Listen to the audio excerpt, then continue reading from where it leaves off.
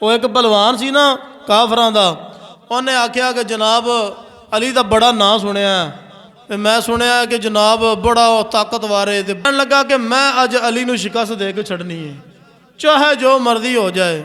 उन्हें की कीता, समान समून नाल बन्निया, ठीक है, घोड़ा तैयार किया तो टुर पिया।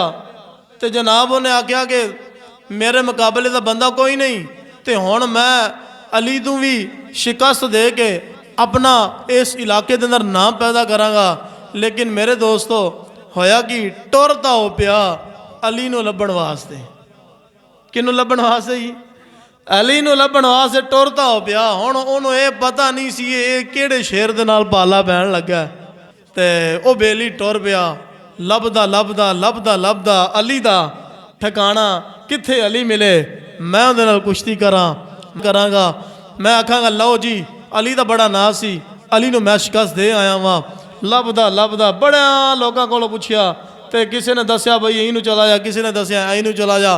तो टुरदा टुरदा मौला कायनात हैदर करार शेर खुदा अलीउल मुर्तज़ा आप दे नाल राह दे अंदर टकराओ हो गया।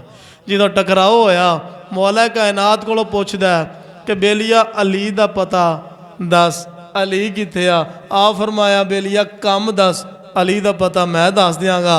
उन्हें है नहीं पता दस, कम मैं मिल के ही अली नूं दसांगा। आपने फरमाया नहीं पहले कम दस फिर पता मिल जाएगा।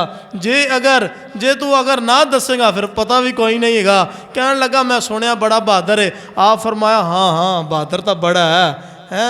तो कहने लगा कि मैं उन्होंने कुश्ती करनी है, तो मैं उन्होंने शिकस्त देनी है। आप फरमाया पहले मेरे नाल लड़, जे तू लड़ जित गया मेरे कोलों तो मैं तेनों अली का पता दे छड़ांगा। क्यों जी? तू पहले मेरे नाल लड़, तो जे तू मेरे को गया जित तो अली का पता दूर कोई नहीं, तो अली का पता भी मिल जाएगा। फिर जनाब उन्हें आखा नहीं नहीं तू मेरे नाल की लड़ना, मैं 1000 बंदे का मुकाबला करने वाला, मैं बड़ा ताकतवर, मैं जंगजू हाँ। वेख ना मेरा जिसम जुस्सा वेख, मेरा हाथ जिन्ना तू है। उन्हें बड़िया इंजियां गल्लां कीतियां, ठीक है। तो मौला का ना फरमान लगे कि गल्लां ना कर थले आ। कई बेली होंदे ने ना खाली बड़का मारता करेंदे ने, जो मैदान च आउंदे ने तो हवा निकल जाती है।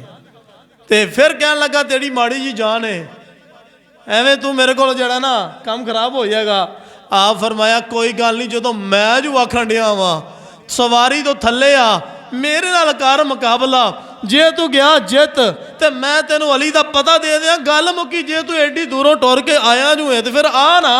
जो मौला कायनात ने इन्हीं गल की ना बड़ा गुस्सा चढ़िया उन्होंने, बड़ा जनाब ना गुस्से के नाल अखां च खून उतरिया, थले उतरिया, आमद्या नाल ही ना इंज करके हाथ पकड़े।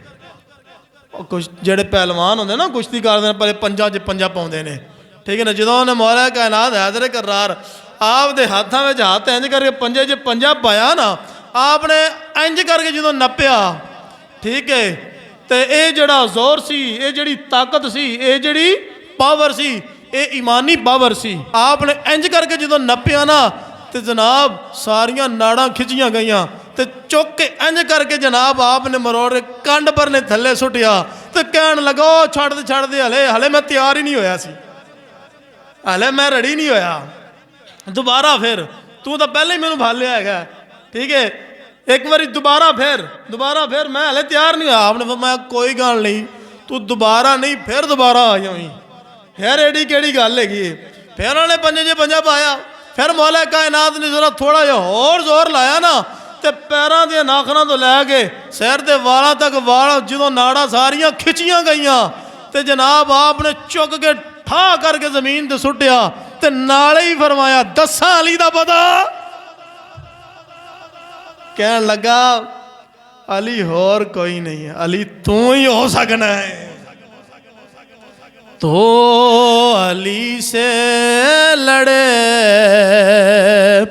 ये तेरी अकल का फेर है, तो अली से लड़े ये तेरी अकल का फेर है, तो शैतान की लोमड़ी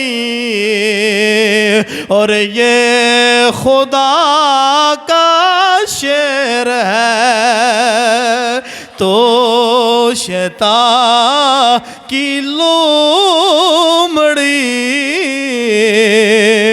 और ये खुदा का शेर है